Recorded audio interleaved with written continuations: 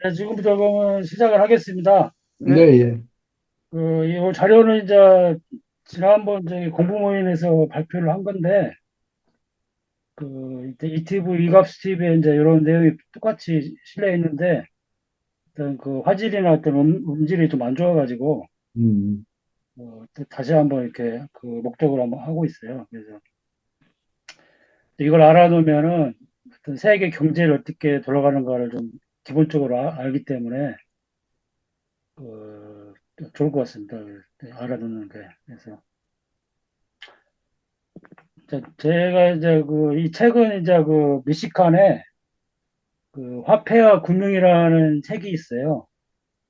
상당히 두껍고 이제 큰 책인데, 그거를 제가 이제 틈틈이 한 6개월 정도 읽고, 이거 요약을 해가지고 이제 발표를 한 겁니다. 근데 화폐와 금융에 있는 책 그 모든 내용을 뭐 다 강화하는 거는 그게 이제 대학 교재이기 때문에 한 1년간은 해야 될 그런 분량 같아요. 이제 오늘 강의는 이제 그거를 좀 핵심적인 것만 좀 요약해가지고 발표하는 걸로 하겠습니다. 그래서 이제 세계 경제가 이제 우리가 시작을 하려면은 이제 호모 사피엔스의 어떤 경제 활동을 우리가 좀 들여다볼 필요가 있는데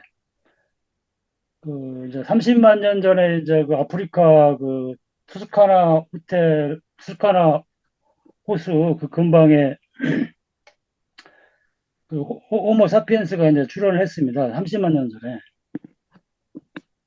근데 그때 인구는 한 1만 명 이하로, 한, 무리수로 따지면은 한 100명 정도 무리가 이렇게 드문드문 이렇게 살던 때예요.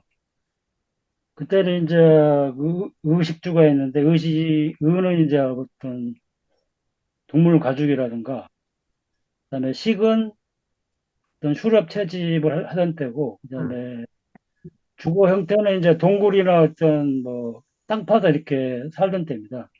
그래서 이때는 이제 자급자족의 어떤 시기예요. 경제활동 자체가. 그래서 이때는 어떤 경제활동을 하려면 어떤 잉여 생산물이 있어야 되는데 이때는 이제 그때그때 그 열매나 이런 걸 따가지고 뭐 토끼나 잡은 상태에서 바로 이제 그날그날 먹고 해치우는 그런 때입니다. 그리고 풍족하지가 않아가지고 한 일주일에 한 두세 번 이렇게 밥을 어떤 먹이 활동을 하고 한 3, 4일 또 굶고 이런 때예요. 그래서 어떤 잉여 생산물이라는 게 있을 수가 없습니다. 이때는. 그래서 이제 경제 활동을 하려면은 어떤 잉여 생산물이 있어야 되는데 그 잉여 생산물은 이 농업이 시작되면서부터 이제 시작이 되는데 1만 년 전에 마지막 빙하기가 끝나고 이제 간빙기가 그때 시작이 됩니다. 그래서 시작이 되면서 이제 어떤 시포 식물들, 밀이나 보리, 옥수수 이런 것들이 야생으로 이렇게 들판에 이렇게 자라면서 인간들이 이제 그거를 이제 그 수집을 하면서 어떤 잉여 생산물이 이제 그때부터 이제 조금씩 생산이 되기 시작합니다. 그래서 이제 한 7천만 년 전? 요 정도 되면 이제 어떤 본격적으로 이제 농업이 이제 시작이 되는데, 그때부터 이제 어떤 물물 교환이 이제 되거든요. 물물 교환. 그래서 이제 한반도로 따진다 그러면은 그 8천 년 전에 이제 서해 바다가 육지에 육지였는데 이제 빙하가 이제 간빙기가 다 보니까 빙하기가 녹으면서 비가 많이 오게 되면서 이제 서해 바다가 계속 이렇게 물이 차오르면서 거기에서 살던 사람들이 이제 점점 물을 이제 차오르니까 물을 피해서 이렇게 막 이동을 하다가 그 정착한 데가 바로 그 강화도하고 그 고창이에요. 이게 지금 고인돌이 있는 부분에 그때 사람들이 이제 그 정착을 하면서 어떤 농업이나 이런 거 이제 했었습니다. 그래서 그때는 이제 어떤 물물 교환인데 그 물물 교환이라는 게 이제 자기가 잉여 생산물을 그 남는 거를 딴 사람하고 이렇게 교환하는 거예요. 이렇게. 그래서 이제 최초로 어떤 그 상품 화폐라는 게 출현을 합니다. 그래서 상품 화폐는 그 곡물이나 어떤 가축, 그 다음에 이제 소금, 그 다음에 이제 어떤 귀금속 이런 거 이제 있는데 귀금속 같은 경우는 이제 그 여자들 때문에 아마 있을 것 같아요. 여자들이 이제 어떤 반짝반짝거리는 걸 좋아하니까 그게 몸에 이제 치장을 하면서 어떤 귀금속의 어떤 가치가 부여되고 어떤 귀금속을 이제 누구한테 주면은 어떤 공물을 받는다거나 이러한 어떤 상품 화폐의 어떤 가치가 있었던 거죠. 그 귀금속 자체가. 자, 그러다가 이제 그 기원전 5세기에 어떤 귀금속의 어떤 금화가 출현하게 됩니다. 금화가 어떻게 화폐가 될 수 있었냐면은 어떤 곡물이나 어떤 가축, 이런 소금, 이런 거는 이제 굉장히 부피가 커져. 부피가 커서 이제 물물 교환할 때 이게 굉장히 불편한 거죠. 이거를. 막 쌀 한 가마니를 이렇게 들고서 이렇게 10km 가서 이렇게 교환해서 이렇게 온다는 게 상당히 불편한 일이 됩니다. 그래서 이제 금화는 이제 그거에 비하면은 어떤 작고 그다음에 무게도 가볍기 때문에 어떤 금화를 주고 어떤 화폐 역할을 하면서 금화가 이제 유통이 되면서 어떤 그 화폐가 된 거죠. 금화가 최초로. 그다음에 이제 로마 제국 시대에 오면은 그 금화가 이제 그 부족하니까 그걸 은화 같은 대체를 하게 됩니다. 은화가 이제 어떤 주류 화폐의 역할을 하는 거예요. 그래서 화폐라는 거는 일단은 이제 그 가벼워야 돼요. 가벼워야 돼요. 그래서 가벼워야 어떤 사람들이 그 손쉽게 이렇게 몸에 지니고 다니고 이렇게 필요한 거를 이렇게 주고서 그 사온다든가 교환할 수 있는 그런 그 역할을 하게 됩니다. 그래서 화폐라는 거는 일단은 가벼워야 돼요. 그 다음에 이제 17세기에 이러다가 이제 17세기에 들어오면은 17세기가 이제 그 유럽 같은 경우는 이때부터 이제 식민지 시대가 이제 시작되거든요.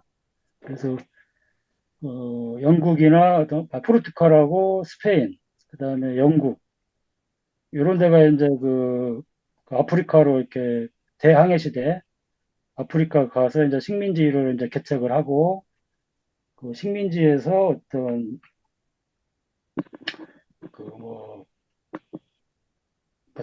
저기 뭐 곡물이라든가 어떤 그 생산물들이 있으면은 그거를 이제 그 유럽으로 가져와가지고 그 그때 금화니까 금화를 이제 바꿔서 이렇게 금화를 이제 그 어떤 축제가는 어떤 그 자본을 가지게 되는 사람들이 이제 생기게 됩니다. 자본이 많이 가지고 있는 사람들이 생기면서 그래서 자본을 이제 많이 금화를 많이 갖고 있는 사람들이 생기는 거죠.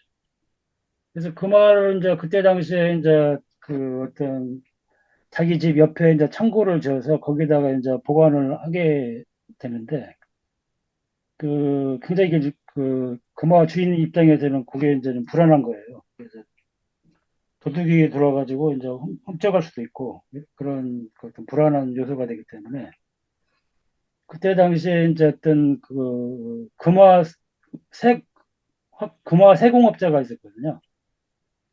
그래서 그 금화 세공업자에다가 이제 금 보관소를 어떻게 좀 튼튼하게 져가지고 그 자본을 축적한 사람들이 거기다가 이제 그 보관을 하게 됩니다. 그래서 그 근데 그 금 보관소는 이제 그 금 세공업자가 어떤 겸업을 하는 거죠. 겸업을.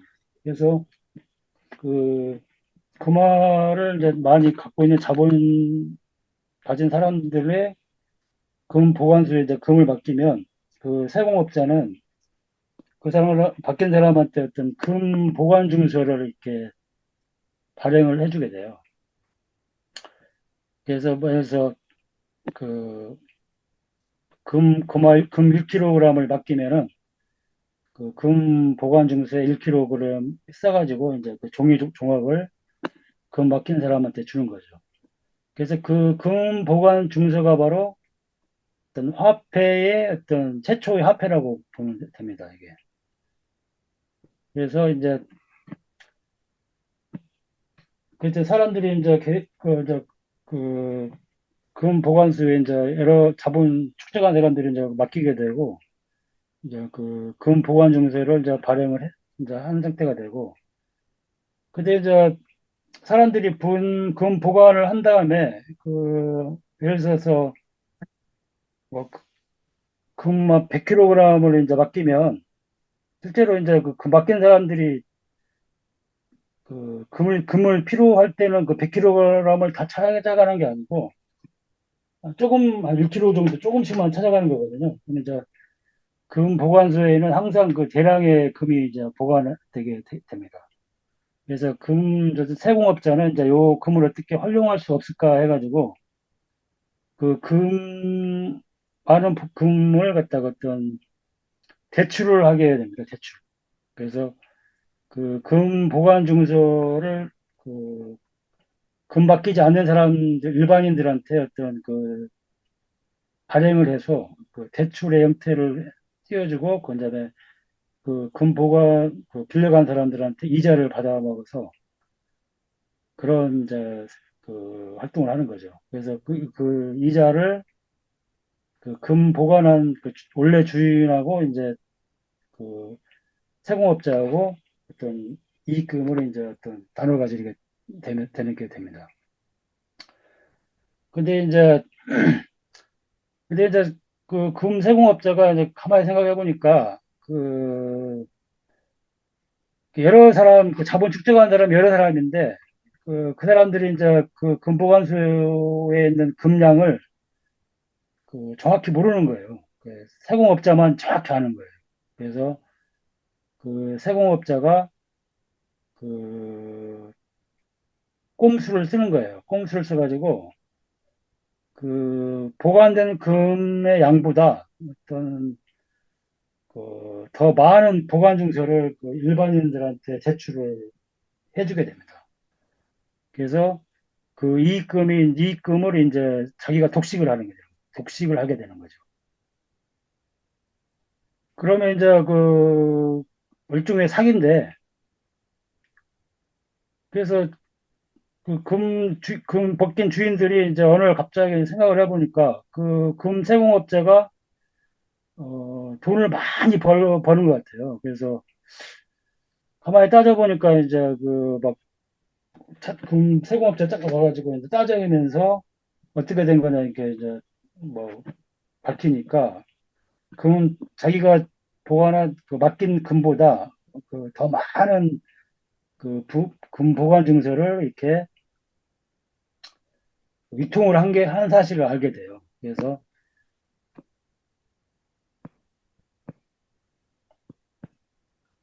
그래서 이제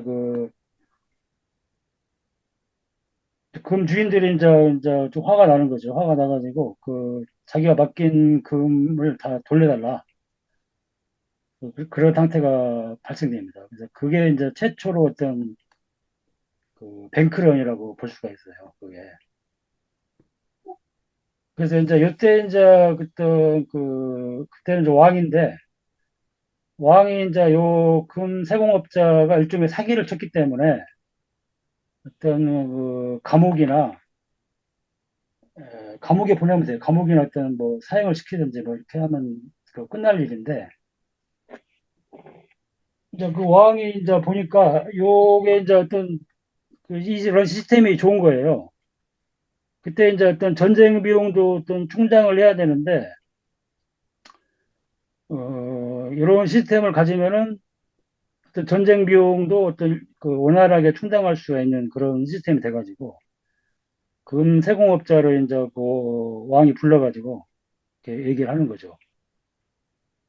내가 이런 사기를 인정을 해줄 테니까, 네가 받는 이득금의 한 뭐 90%, 많은 90% 이상을 왕에다가 어떤 주고, 너는 한 10%만 가져라. 뭐 이런 식으로 이제 좀 이런 사기 행각을 어떤 왕이 인정을 해주게 됩니다. 그래서 어떤 전쟁 비용도 충당해야 되고 왕도 어떤 그 자금이 필요하기 때문에 이런 거를 인정을 하면서 그 요새 말하는 어떤 중앙은행이 이제 탄생을 하게 됩니다. 그래서 어떤 자본주의가 이제 탄생을 했습니다. 그래서 이 자본주의라는 거는 어떤 이러한 어떤 불합리가 처음 생길 때부터 이렇게 그 태동을 같이 가지고 있는 거예요. 그래서 이러한 불합리가 어떤 지금까지도 계속 이어지고 있습니다.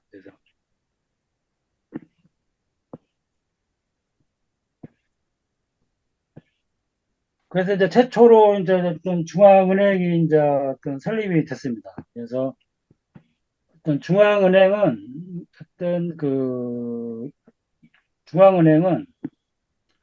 그 이자율을 정해요. 그다음에 어떤 신용의 양이라고 해가지고 나중에 이게 설명해 드릴게요. 그다음에 화폐 공급 조절권이 있습니다. 그러니까 아까 그 자기가 보관한 금 보관량보다 통상 그 10배의 금 보관 증세를 발행을 할 수가 있어요. 그렇게 왕이 이제 그런 거를 이제 그렇게 하라고 이제 인정을 해준 거죠. 그래서 화폐 조절권이 있고요. 그다음에 요런 게 이제 한 1900년까지 계속 이어집니다. 요런 게. 그래서 이제 어떤 이런 시스템이 한 1900년까지 쭉 이어지다가 이러한 피해를 누가 보냐면은 일반 국민들이 보게 됩니다. 그러니까 이제 그 왕은 또 일반 국민을 상대로 일종의 어떤 사기를 계속 쳐먹는 거죠. 그래서 이렇게 오니까 그, 저 뭐야, 경제가 어떤 못 사는 사람은 굉장히 못 살게 되고, 그다음에 그, 좀 잘 사는 사람은 완전히 잘 사는 어떤 부익부 빈익빈이 굉장히 심하게 됩니다.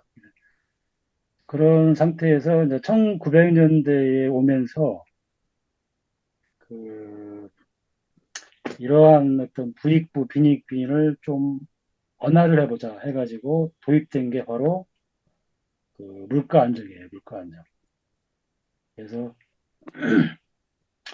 이제 1900년 이전만 해도 우리가 어떤 계급 사회잖아요. 귀족하고 뭐 평민하고 그다음에 어떤 노비 이런 식으로 어떤 계급 사회다 보니까 이러한 불합리한 시스템이 이제 있을 수가 있었는데 이제 계속 어떤 민주화가 진행이 되고 일반 대중의 어떤 발언권이 세지면서 1900년대에 어떤 물가 안정이라는 어떤 중앙은행의 기능에 물가 안정과 어떤 금융 시스템 안정이라는 거를 도입을 하게 됩니다. 이때. 그리고 이제 17세기에 또 식민지 시대인데 그때 이제 유럽의 어떤 나라들에서 어떤 동인도 회사라는 걸 차려가지고 그 회사의 어떤 수장이 어떤 식민지 어떤 총독을 경임하게 돼요. 그래서 그 식민지에서 어떤 향신료를 배로 실어와서 어떤 비싸게 이제 유통을 하게 되는 거죠.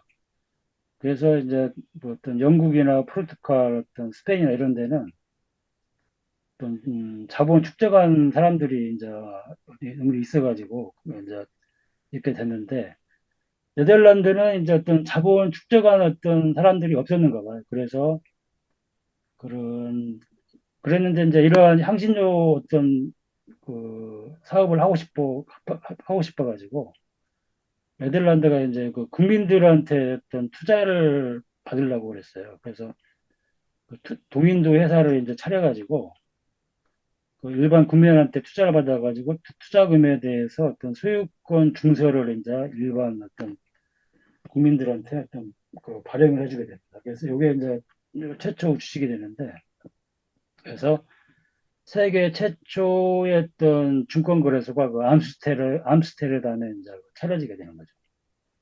그래서 현대의 어떤 증권거래소라든가 그다음에 은행 이런 게 어떤 17세기에 어떤 식민지 시대가 시작이 되면서부터 어떤 잉여 생산물이 이제 폭발적으로 늘어나고 거기에 어떤 관리 어떤 시스템들이 어떤 서유럽에서 이렇게 도입이 되게 되는 거죠. 그래서 은행하고 증권거래소가 어떤 17세기 어떤 초에 이제 그 설립이 됐고, 그 다음에 이제 그게 이제 1900년대에 어떤 민주화가 많이 진행이 되면서 어떤 대중을 위한 어떤 물가 안정이라든가 금융 시스템 안정을 중앙은행의 어떤 중앙은행 역할을 역할을 집어넣은 거죠. 이거. 물가 안정과 그 금융 시스템 안정을. 그 다음에 이제 그래서 이제 통화 순수라는 게 있어요. 아까 이제 그 세공업자가 사기쳤다고 얘기했는데 자기가 보관된 금량의 10배 이상의 어떤 금 보관 증서를 이렇게 발행을 할 수가 있었는데 그거를 이제 요새 은행들이 그대로 그걸 답습을 합니다. 그래서 이렇게 답습하게 된 이유는 이러한 어떤 불합리가 그 왕이 인정을 하면서부터 이제 어떤 그 불합리가 그대로 이어지고 돈의 어떤 돈 거래 내역은 어떻게 누가 함부로 이렇게 금전 관계는 어떻게 함부로 할 수 있는 게 아니거든요. 함부로 바꿀 수 있는 게 아니기 때문에 처음에 이제 잘못된 깨어진 단추를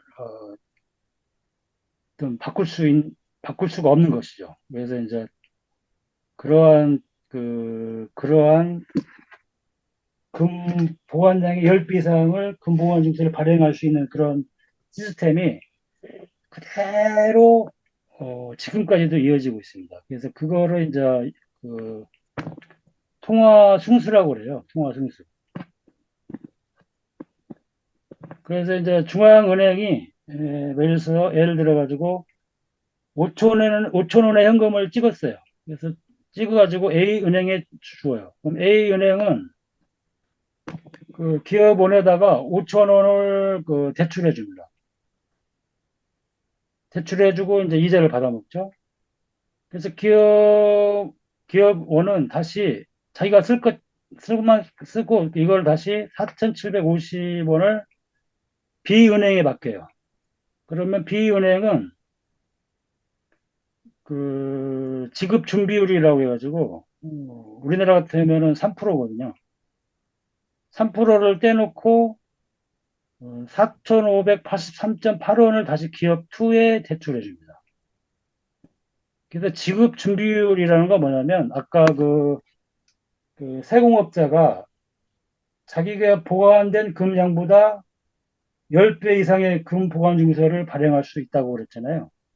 그러면은 그게 지급 준비율이 10%가 된다. 10%. 여기 보면은 통상 10배면은 이게 지급 준비율이 10%가 되는 거예요. 10%. 그다음에 이제 요새는 우리나라 같으면은 그 지급 준비율이 3%입니다. 3%. 그래서 보시면 그 기업원에서 4,750원 위원회 제출하잖아요. 그러면은 예금을 하면 3% 남겨놓고 4,500 요 놈을 다시 기업 2에 제출해 줍니다. 그러면 기업 2는 다시 좀 자기가 쓸 거 남겨놓고 다시 요 돈을 C은행에 이렇게 또 예금을 해요. 그럼 C은행은 다시 요 금액을 기업 3에 또 대출해 줄 수 있고, 그 다음에 3%를 더 남겨서 지급 준비율 3%를 다시 그 중앙은행에 맡겨놓습니다. 중앙은행.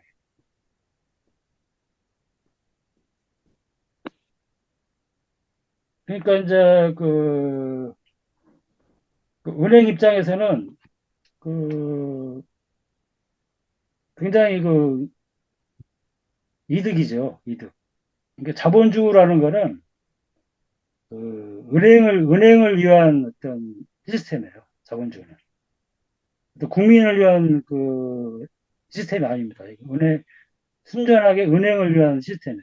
그래서 누가 은행을 설립하면 나한테 예를 들어서 그 100만 원을 누가 예금을 받으면 3%니까 그 970만 원인가요? 970만 원을 그 다시 대출해가지고 그 대출에 대한 이자를 그 받아먹을 수 있다는 거예요. 그래서 은행 입장에서는 굉장히 그 돈 넣고 돈 벌기가 되는 거죠. 은행 입장에서는. 이게 자본주의라는 건 원래 은행을 위한 시스템입니다.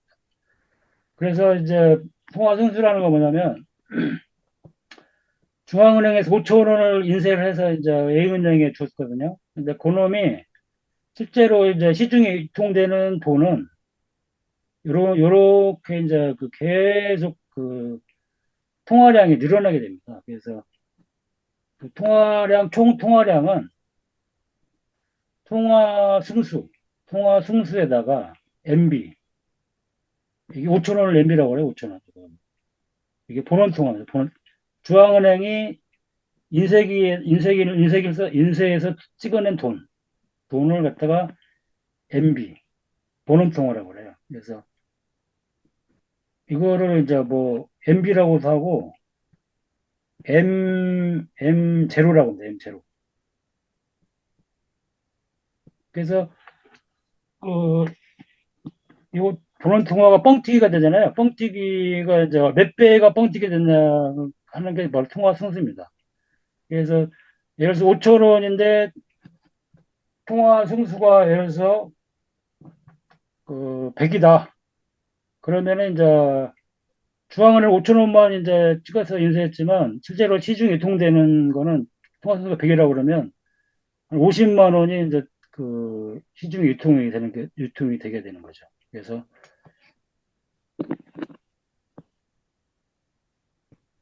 통화 승수는 이제 이런 식으로 통화 승수 M은 이런 식으로 계산이 돼요.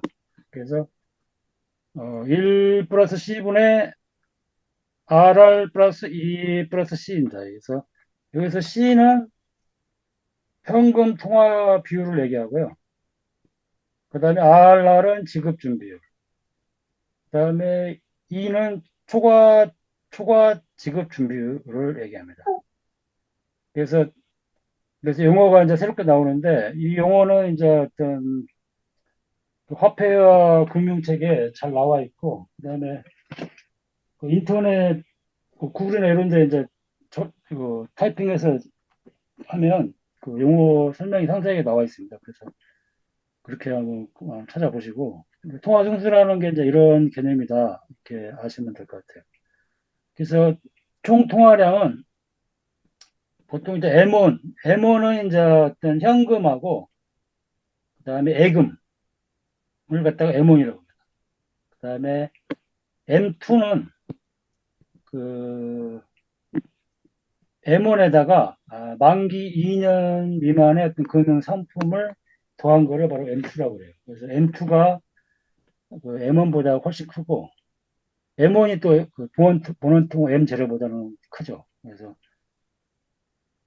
자본주의라는 게 이런 시스템이고 이런 시스템이기 때문에 은행 입장에서는 최대한 예금을 많이 받아가지고 이거를 또 대출을 해서 이자를 받아서 어떤 이익을 발생하게 하는 게 은행이거든요. 그래서 은행 입장에서는 최대한 예금을 많이 받아서 시중 유통을 하게 되기 때문에 시장 유통되는 화폐량은 꾸준하게 증가할 수밖에 없어요. 꾸준하게. 그래서 그걸 이제 한 예로 든다면은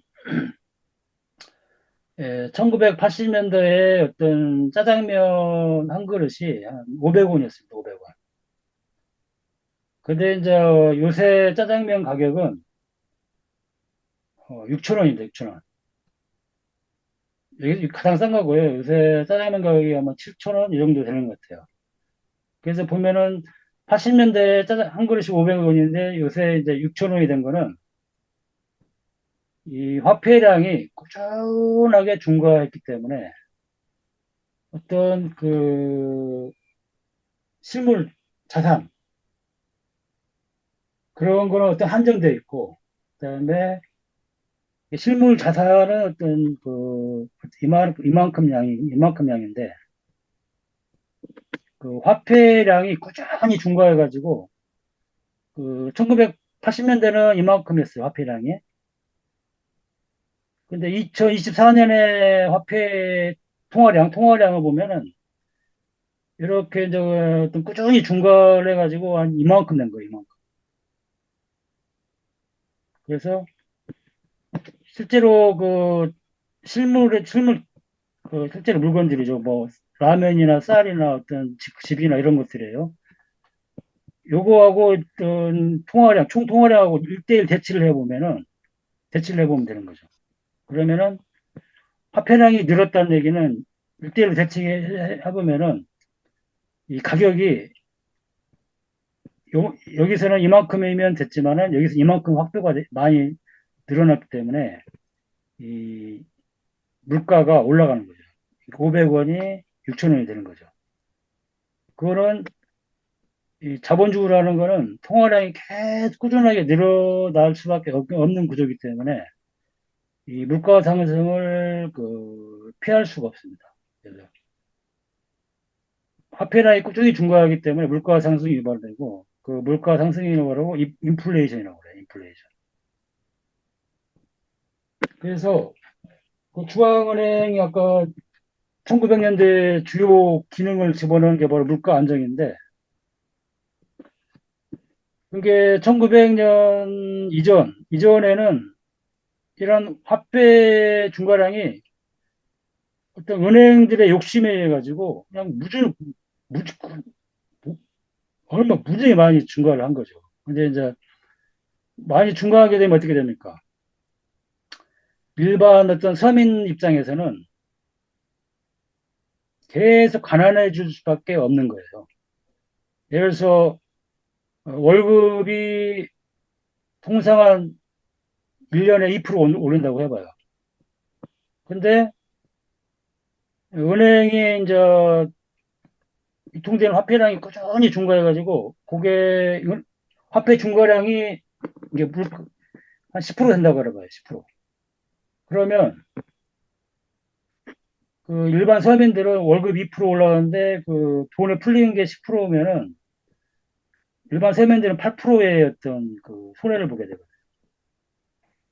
그래서 이런 시스템이 1900년 이전까지만 계속 이어져 가지고 일반 서민들은 계속 가난해지고 그래서 부익부 빈익빈이 너무 심해지고 그래서 민주화가 되면서 이러면 안 되겠다 해가지고 중앙은행에 이제 어떤 물가 안정이라는 그런 기능을 이제 넣는데 그래서 중앙은행은 항상 2%로 맞추려고 무던히 했습니다. 무던히.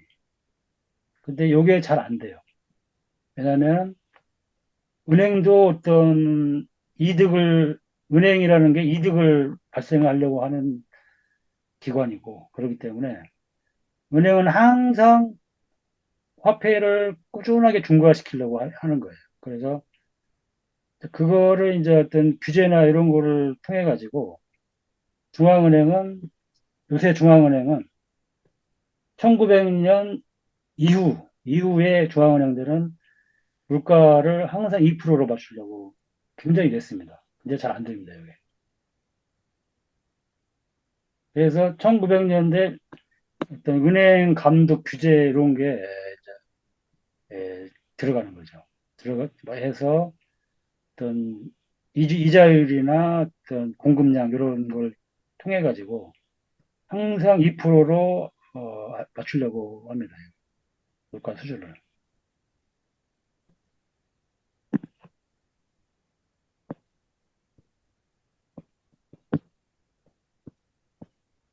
그래서 이제 자금의 어떤 순환 과정을 보면 요래요. 그래서 그 어떤 대부자 저축자죠. 기업, 가계, 정부, 외국인들이죠. 대부자들이 이제 어떤 돈이 남는 돈이 생기는 거죠. 개인도 돈이 남으면 그 은행에 저축을 하든가, 은행이나 뭐 보험사, 뭐 저축은행 이런 데 저축을 하든가, 아니면은 증권거래소 가서 주식이나 어떤 채권에 어떤 투자를 하게 됩니다. 그래서 그러면 그 필요한 돈을 기업이나 정부나 가계 외국인이 차입을 하게 되죠.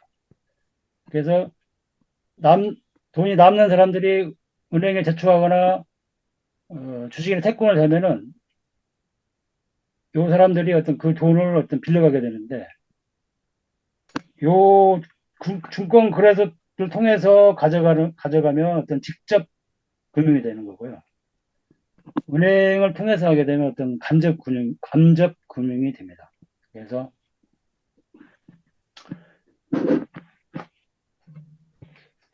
이제 돈이 흐름이 이제 이렇게 되는 거죠. 이게 이런 식으로 하나는 은행을 통해서 금융중개기관을 통해 가지고 실제 필요한 사람한테 돈이 가거나 어떤 그런 아니 그거 있고 그다음에 기업이나 정부나 이런 사람들이 어떤 채권이나 어떤 주식을 발행해서 실제적으로 직접 그 필요한 자금을 조달하는 방법 이 두 가지가 이제 자금의 어떤 순환 과정인데 이제 자금의 어떤 양을 따지면 요게 이제 은행이 압도적으로 많습니다. 이게 요리 가는 돈은 작아요. 요리 가는 돈이 압도적으로 많습니다. 그 이유는 다음 장에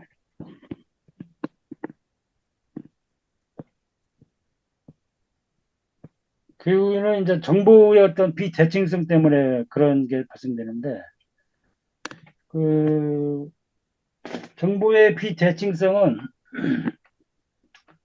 그 역선택하고 그다음에 도덕적 위험이 있어요. 그래서 역선택이라는 건 뭐냐면 그 신용 위험이 어떤 불량한 사람들이 어떤 더 적극적으로 돈을 빌리려고 하는 거죠. 그게 이제 어떤 돈이 없는 사람들이 어떤 그 돈을 더 적극적으로 빌리려 하고 그다음에 신용이 위험이 좀 우량한 사람들은 돈을 이제 떼일까 봐서 어떤 돈을 빌려주지 않게 됩니다. 그래서 그 정보의 비대칭성이라는 거는 돈을 꾸어가는 사람들은 어떤 이런 자기 상황을 잘 알고요. 알고 그다음에 돈을 이제 빌려주는 사람 입장에서는 이런 정보를 꾸어가는 사람이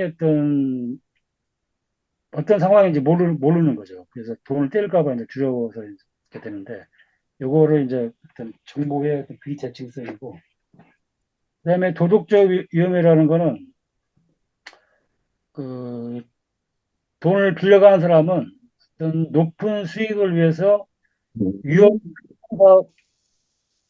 일을 할 가능성이 굉장히 큽니다. 그래서 위험이 큰 사업에 하다 보니까 어떤 파산할 확률이 좀 높아져요. 그 돈을 이제 빌려서 사업하는 사람들은 최장 시간에 이익을 극대화를 하고 싶은 거예요. 그래서 이제 어떤 위험이 큰 사업에 막 할 수도 있는 거죠. 그래서 위험이 큰 사람은 좀 파산될 수도 있기 때문에 파산 확률이 높아요. 반면에 이제 그 대부자는 어떤 안정적인 그 돈 빌려간 사람이 안정적인 사업을 해주길 바래가지고 해주길 바래서 어떤 꾸준하게 어떤 이득을 어떤 보장해 주길 바라. 그래서 그 결과적으로 대출을 약간 꺼리게 됩니다. 이게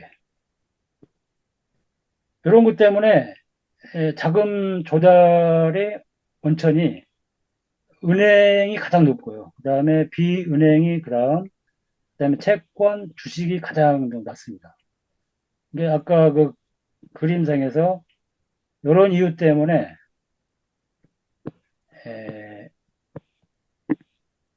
실제로 자금 조달의 어떤 자금이 많이 순환하는 그 자금의 양을 보면 은행을 통해서 필요한 사람들의 가는 양이 압도적으로 많은 거죠. 왜 그러냐면 은행이라는 데는 어떤 조직이 있어서 그 조직에서 요 차입자, 지출자에 대한 어떤 정보를 빠삭하게 이렇게 파악을 합니다. 그 파악한다는 게 뭐냐면 그 개인 같은 경우는 그 은행에서 돈을 빌려줄 때 어떤 뭐 주민등록증도 당연히 요구하고 그다음에 네가 어느 직장에 다니고 그다음에 소득이 얼마고 그다음에 그 부동산이 얼마짜리를 갖고 있고 이런 거를 다 자세하게 조사를 하는 거죠. 그다음에 기업 같은 경우는 이제 그 어떤 사업을 하고 그다음에 이 사업이 잘 되느냐 또 기업 가치를 했던 파악하고 앞으로 미래가 뭐 정말 좋냐 않느냐 그다음에 경영자가 뭐 경영자의 어떤 의식이 어떠냐 사업 마인드가 어떠냐 이런 거를 다 조사를 합니다. 그래서 조사를 해서 어떤 한 80% 이상의 어떤 그 상태를 파악을 해가지고 은행에서는 그런 정보를 어떤 대부자나 어떤 저축자들한테 그 알리기 때문에 이 대부자 저축자 입장에서는 이쪽 라인으로 돈을 빌려줘야 돌려받을 확률이 굉장히 높은 거죠. 그래서 항상 은행을 통해서 간접 금융이 압도적으로 높게 되는 이유가 됩니다. 이 정보의 비대칭성 때문에.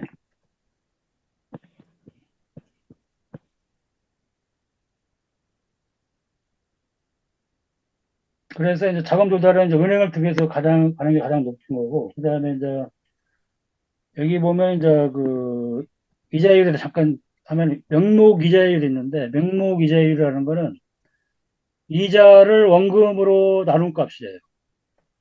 그 다음에 실질 이자율은 그 명목 이자율에서 그 인플레이션율, 물가 상승률을 뺀 게 바로 그 실질 이자율이 됩니다. 그래서 채권에서 나온 얘기인데 그 단기 이자율이 매년 상승하면 그 장기 채권 이자율이 그 단기 채권 이자율보다 높습니다. 이게 요거는 경기가 화랑기예요, 화랑기.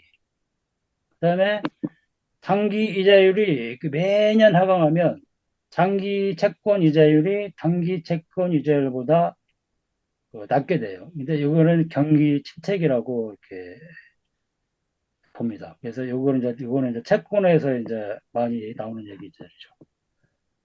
그 다음에 다음 PPT. 그래서 이런 거 이제 기본적으로 이제 기본 그 개념을 용어나 이런 개념을 가지고 선진국의 금융위기를 한번 살펴보겠습니다.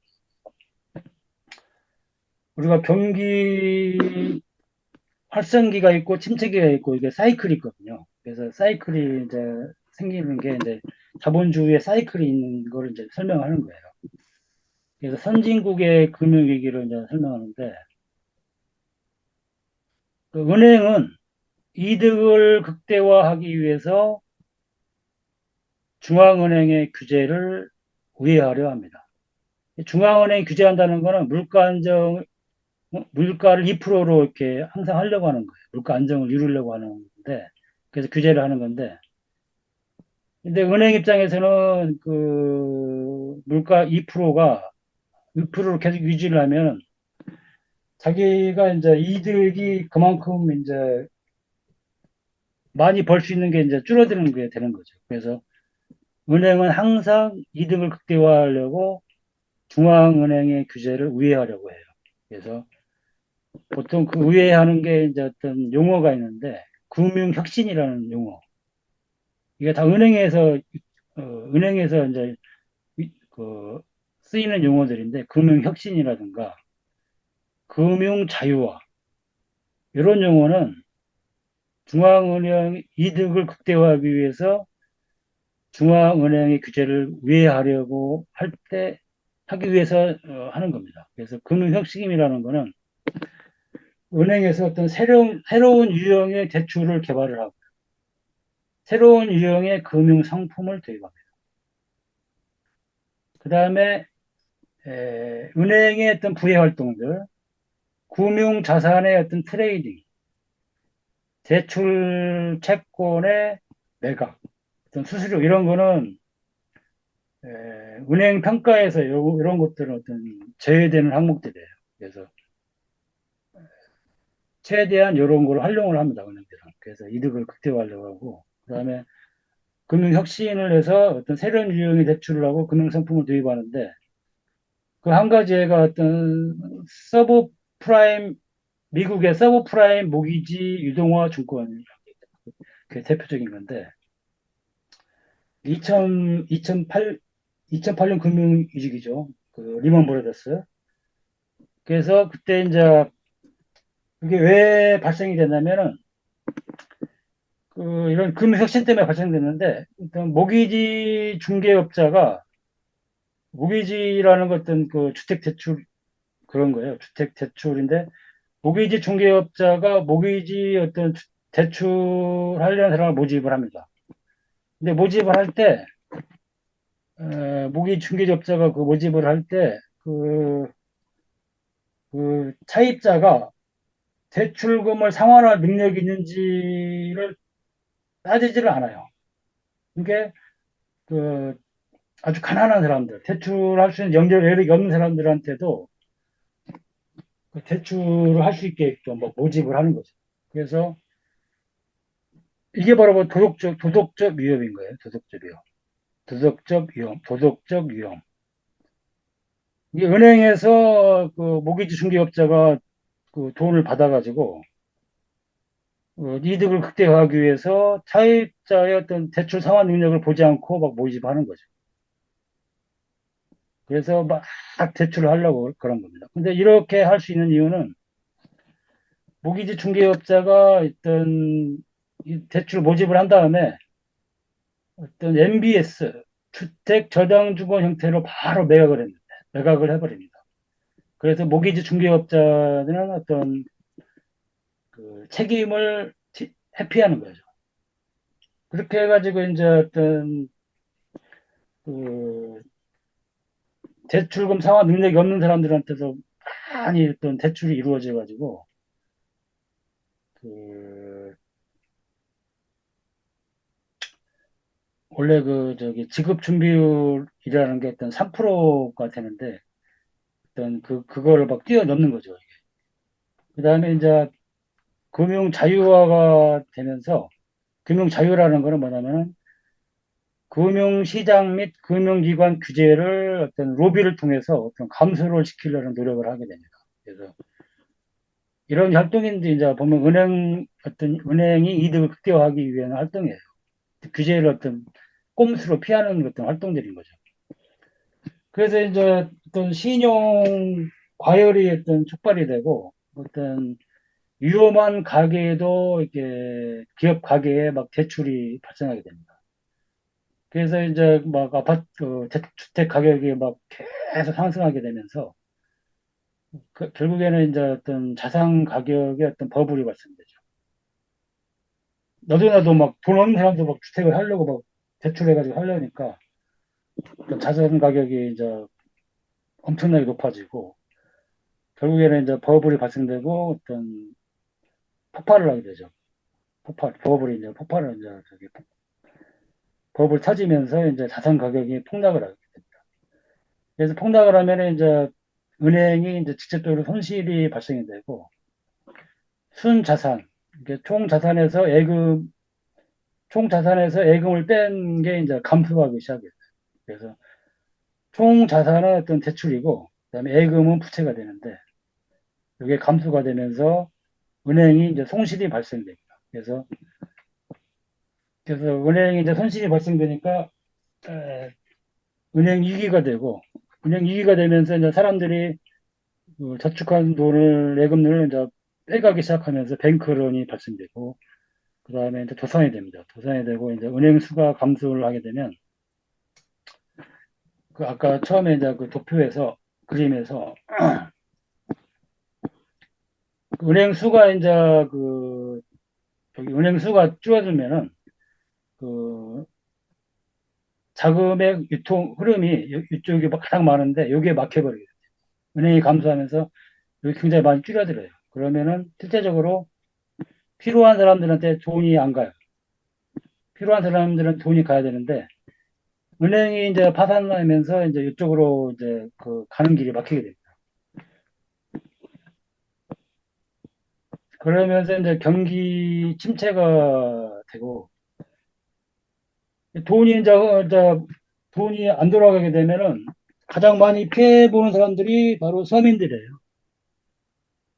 서민들한테 이제 돈이 그 안 가게 되면은 기업들이 이제 안 들어가면은 이제 기업에서 어떤 서민 그 일반 직원들이 이제 어떤 그 퇴사를 시키게 되고 퇴사하면은 이제 돈을 못 벌게 되면서 그 빈곤층이 이제 발생을 하게 됩니다. 그래서 그 중앙은행이 물가 안정을 하는 이유는 2%를 항상 유지하게 하는 거는 어떤 빈곤층을 어떤 최대한 줄이게 하기 위해서 그런 거예요. 그래서 자본주의라는 거는 빈곤층이 항상 있을 수밖에 없는데 그 프로테이지를 예를 들어서 2%나 1%로 항상 유지를 하려고 하는 거죠. 근데 이제 이렇게 돈이 안 들게 되면 그 빈곤층이 막 기업에서 이제 막 퇴사시키니까 잘리니까 이제 막 빈곤층이 막 10% 20%까지 늘어나게 되는 거죠.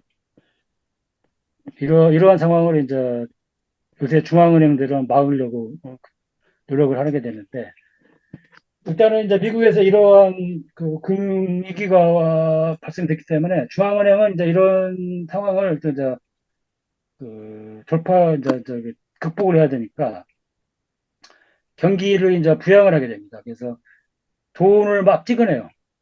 돈을 막 찍어내 가지고 그 부실한 은행들한테 어떤 그 금융을 지원을 해줘야 됩니다.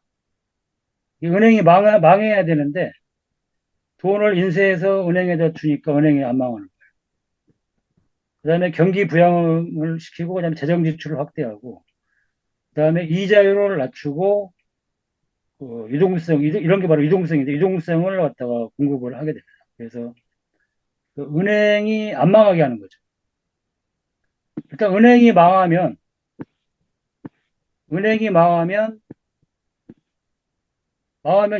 이 통로가 끊기잖아요. 이 통로가 막히잖아요. 이 통로가 막히면 이제 그런 자본주라는 게 어떤 붕괴가 될 수가 있기 때문에 이 통로가 어떻게든 유지하기 위해서 그 은행이 그 자기 이득을 위해서 이런 상황을 발생시켰는데 또 은행을 살려야 돼. 자본주가 유지를 하려면. 그래서 중앙은행은 다시 은행을 살립니다. 그래서 은행에다가 막 돈을 찍어서 공급해서 은행을 다시 살려주고, 그 다음에 자본주의를 이제 계속 유지를 시키려고 하는 거죠. 그러면 이제 이런 금융위기를 겪고 나면 어떤 현상이 발생되냐면, 바로 이런 거예요. 금융위기 전에는 아까 실물 자산들 있잖아요. 실물 자산이 이만큼이었어요. 아까 통화량 얘기했는데, 통화량이 금융위기 전에는, 금융위기 전에는 이만큼이었어. 근데 중앙은행이 금융위기가 발생됐네? 그래서 극복하려고, 아까 있지만 돈도 인쇄하고, 막 유동성도 공급하고, 막 그러면서 통화량이 이만큼 늘어납니다. 이만큼.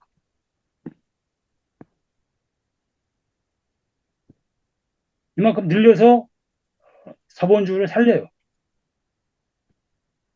그러고 이제 요게 또 유지가 되는 겁니다. 그러니까 요 금융위기 전에는 짜장면이 아까 했듯이 500원이었어요. 그래서 금융위기가 한번 겪고 나면 짜장면 가격이 한 만 원 되는 거예요, 만 원. 갑자기. 그러면 어떻게 돼요? 또 희한하게 일반 어떤 서민들이나 이런 사람들은 여기에 적응을 해. 500원인데 짜장면 값이 만 원 됐는데 또 그렇게 그런대로 또 살아가. 그래서 이게 자본주의예요. 그게. 이게 금융위기가 겪고 나면 돈의 양이 이만큼 늘어나는 거예요. 이만큼. 또 여기에 또 사람들이 적응해서 또 살아가게 돼. 이게 바로 자본주의야.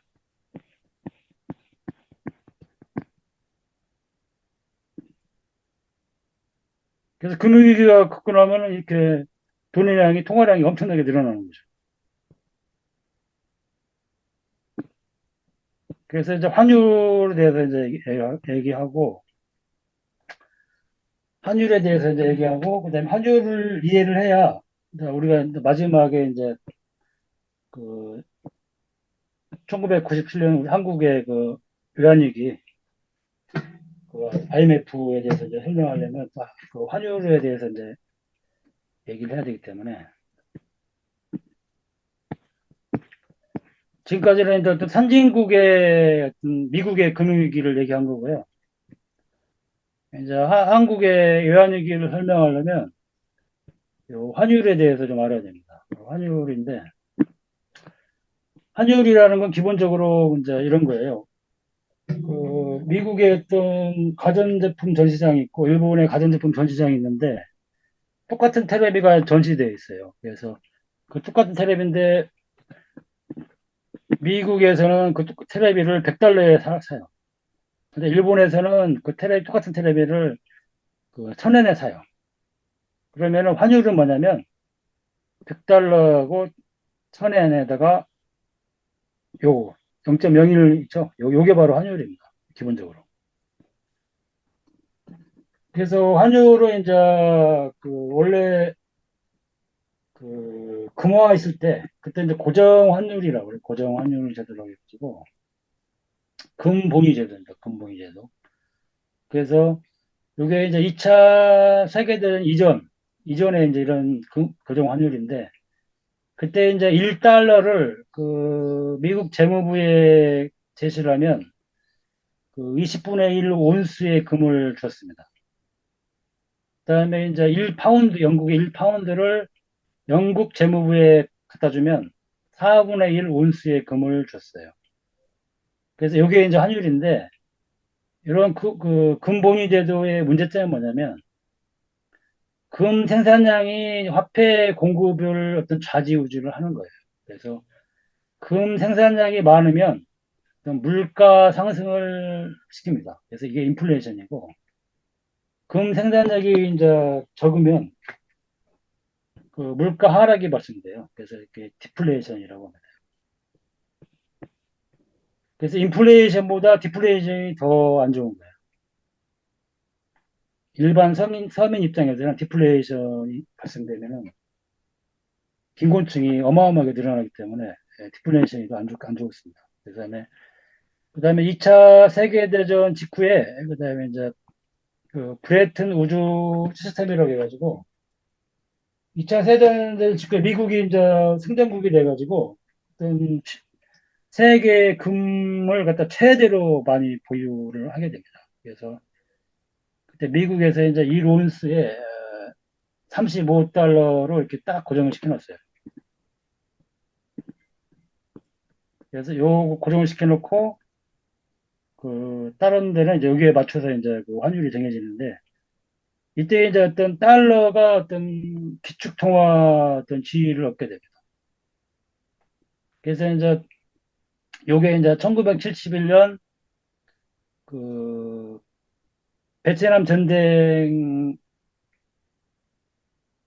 미국이 이제 어떤 전쟁 비용을 많이 충당하다 보니까 그 전쟁 비용으로서 어떤 달러를 어떤 자기가 보유한 금 보유량보다 달러를 더 많이 그 찍어내 가지고 어떤 그걸 베트남 전쟁에 썼는데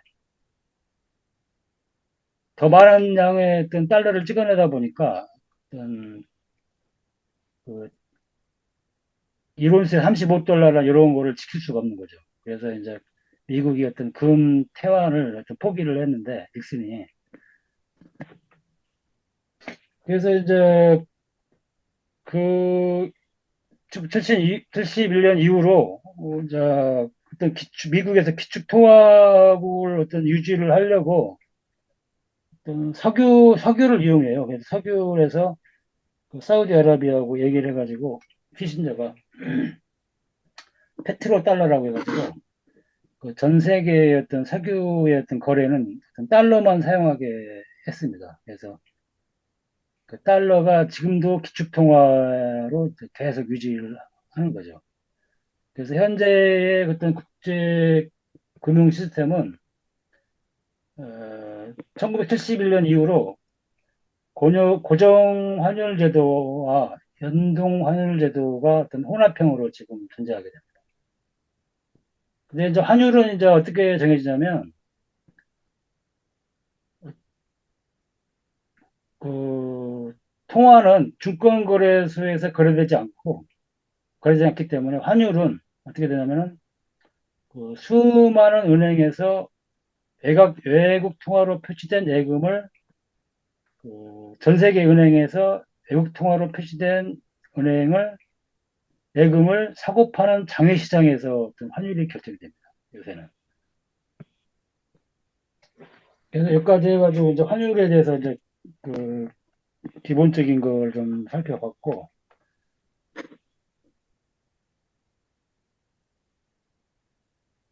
그래서 이제 여기까지 하고 이제 그 한국의 어떤 IMF에 대해서 다시 이제 살펴보겠습니다. 그래서 살펴보고 여기 이제 정책,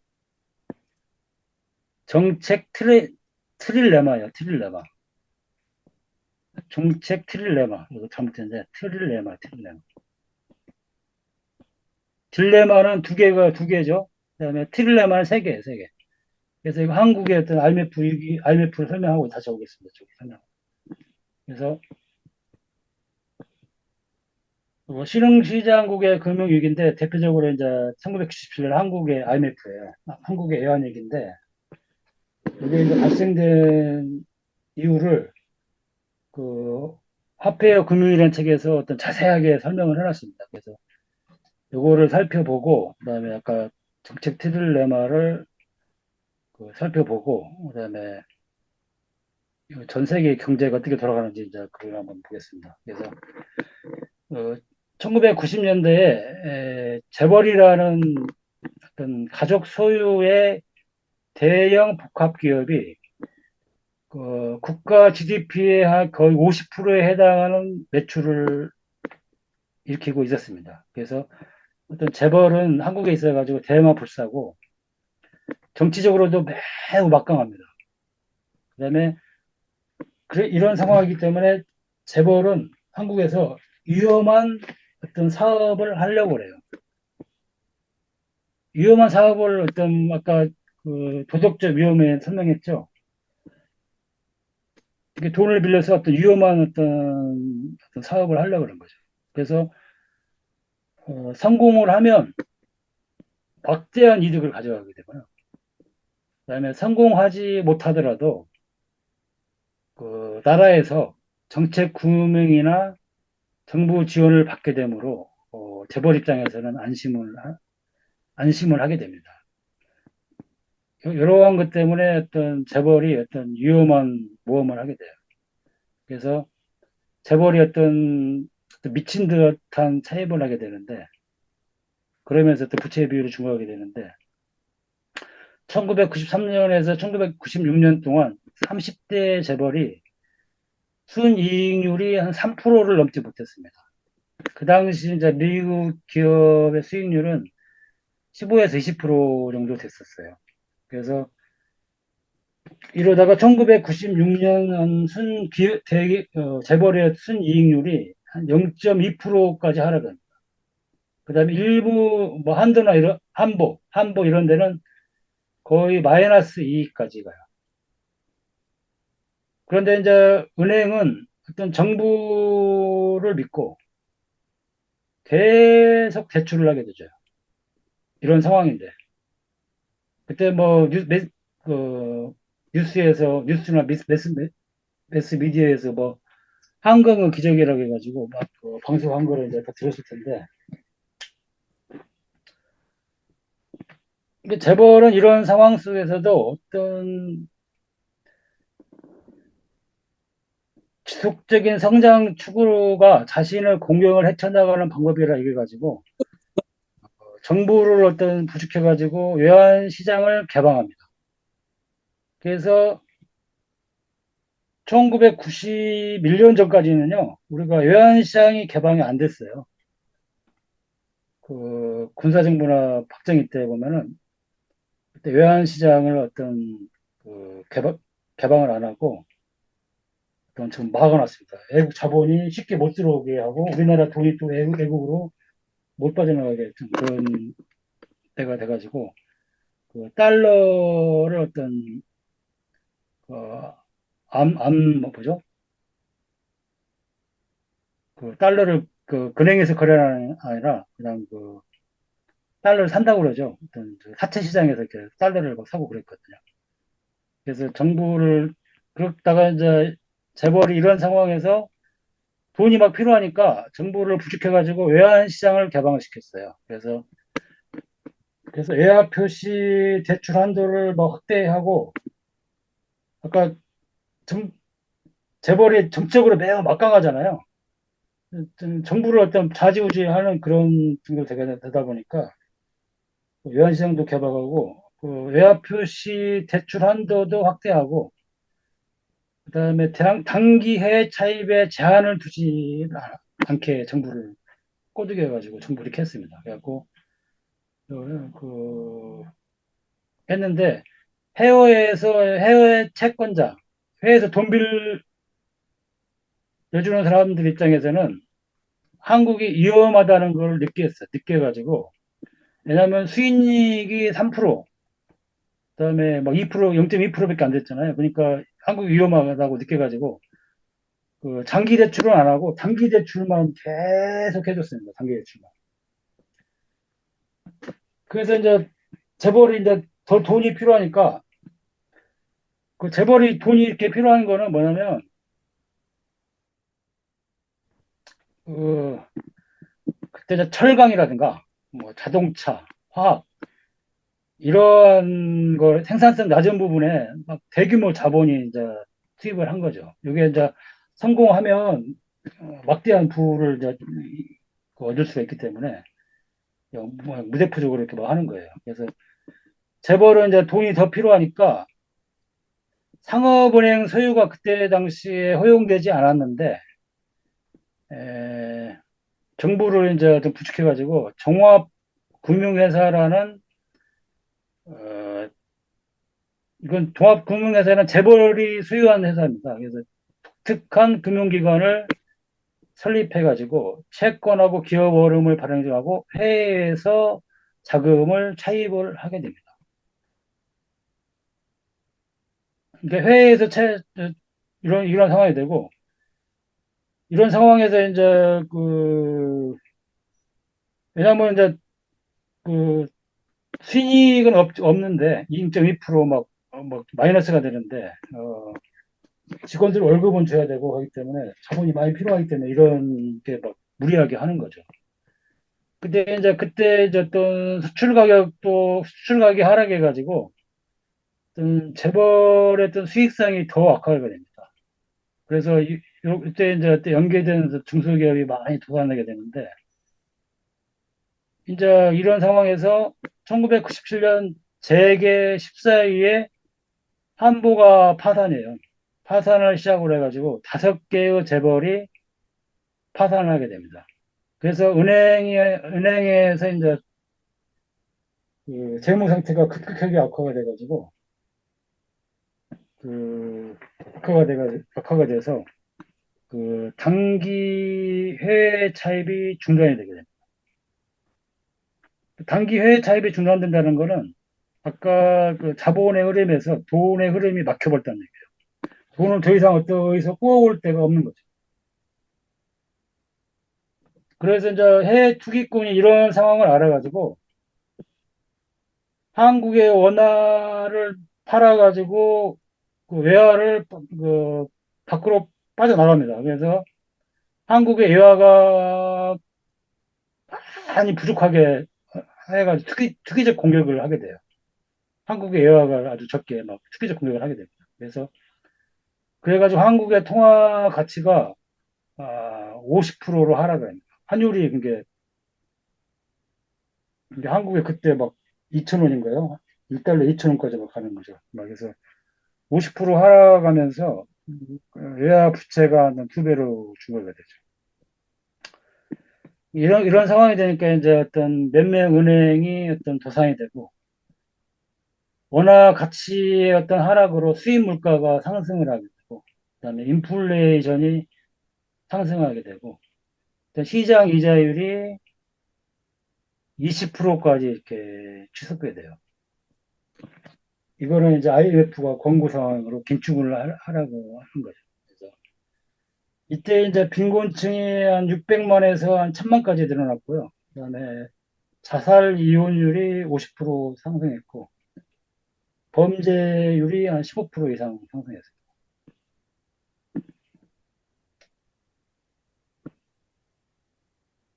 그래서 이제 이런 상황이 이제 발생되는데,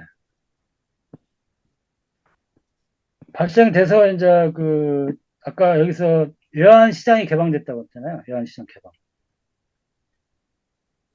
이 외환시장 개방이 지금까지도 이어지고 있어요.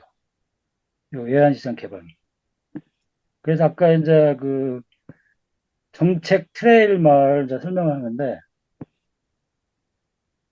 정책 트릴레마는 뭐냐면은,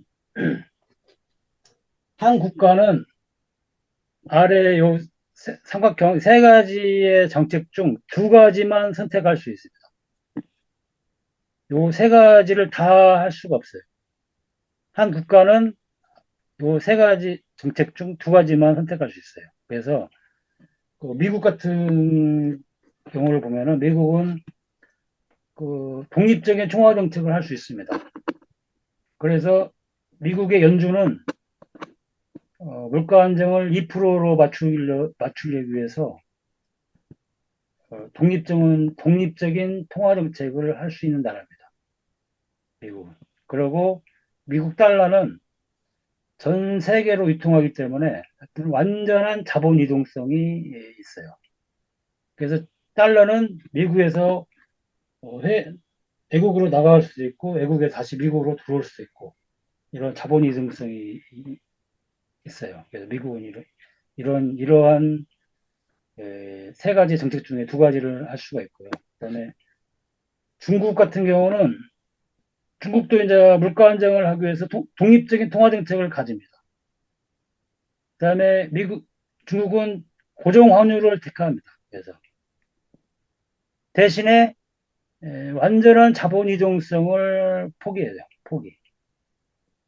그래서 중국에는 달러가, 달러가 중국으로 함부로 못 들어갑니다. 함부로 못 들어가고 또 나올 수도 없어요. 그래서 중국은 1990년 초 그 아시아 그 외환위기 때 중국은 그걸 겪지 않았습니다. 이런 이유 때문에. 독립적인 통화 정책하고 고정 환율을 택했기 때문에 중국은 IMF를 겪지 않았습니다. 그 다음에 중국이 이제 그전 세계에서 가장 많은 달러를 보유한 나라이기도 합니다. 왜냐하면은 음, 중국의 어떤 싼 노동력을 가지고 싸게 물건을 만들어서 해외로 수출하면 그게 달러로 이제 받기 때문에 중국은 가장 많은 달러 보유국이 지금 현재 그렇게 돼 있어요. 그 다음에 홍콩은 어떠냐면은 애들은 독립적인 통화 정책을 할 수가 없습니다. 그래서 완전한 자본 이동성을 가져가지고 달러가 홍콩으로 들어가고 나오는 게 자유롭고요. 그 다음에 그 환율을 어떤 달러에다가 고정해 놨어요. 그런데 애들은 그 독립적인 통화 정책을 할 수가 없어요. 그래서 물가 안정을 할 수가 없어요. 2%라는 걸 맞출 수가 없어요. 그래서 홍콩이 이런 나라입니다. 그 다음에 한국은, 한국은 이 어디에 해당되냐면 지금은 아까 그 외환시장 개방했잖아요. 그래서 한국은 지금은 저 달러가 들어오고 나가고 자유로워요. 그래서 완전한 자본 유동성이 가지고 있어요. 그 다음에 한국은 홍콩에 가깝습니다. 홍콩에. 물론 독립적인 통화 정책도 하지만 미국처럼 그 자기 의지대로 뭐 이자율을 조정한다거나 뭐 돈을 찍어낸다거나 뭐 규제를 한다거나 이렇게 해서 2%를 뭐 맞추는데 한국은 그렇게 하지 못합니다. 독립적인 통화 정책을 할 수가 없어요. 그래서 한국은 홍콩에 가까워, 홍콩에. 지금은. 그래서 이제 우리가 이제 코로나 때 그 아파트가 굉장히 많이 올라갔잖아요. 아파트 가격이. 그 한 가지 이유가 바로 이런 것 때문이에요. 왜냐면 미국에서 이제 에, 코로나 때 이제 어떻게 돼요? 코로나 때 기업이 이제 기업이 코로나 때문에 잘 안 돌아가잖아요. 그러니까 이런 돈의 흐름이 막힌 거예요, 다. 막히니까. 근데 이제 돈의 흐름이 막히면은 이제 은행이나 어떤 이런 데가 위험하다 보니까 그 은행이나 어떤 또 돈이 흐름에 막히면은 기업이나 가게에 돈이 벌 수가 없고 하기 때문에 그러한 시스템이 코로나가 끝나면 이제 다시 원상태 돌아가기 때문에 돈을 많이 찍어내고 그다음에 통화량을 엄청나게 늘립니다. 그래갖고 은행을 살려놓고 그다음에 막 국민들한테 돈을 막 나눠주고 뭐 이렇게 이랬거든요. 그래서 그 코로나 때 미국에서는 그, 그 유동성이라고 하죠. 유동성. 돈을 많이 풀었어요. 엄청나게 많이 풀어가지고 그 많은 푸른 돈이 바로 한국으로 한국이나 이타 국가로 이렇게 다 흘러 들어가서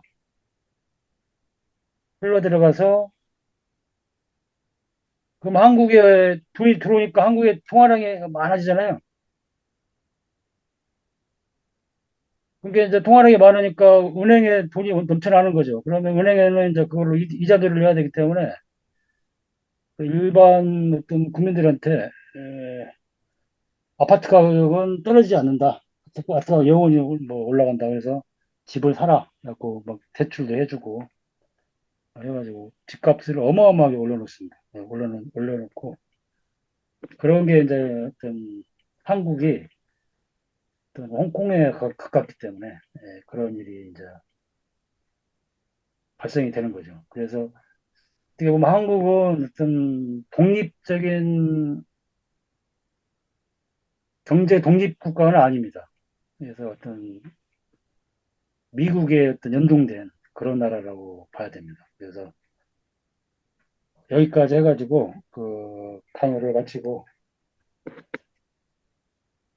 토론, 토론을 하겠습니다. 토론. 그래서 여기까지 해서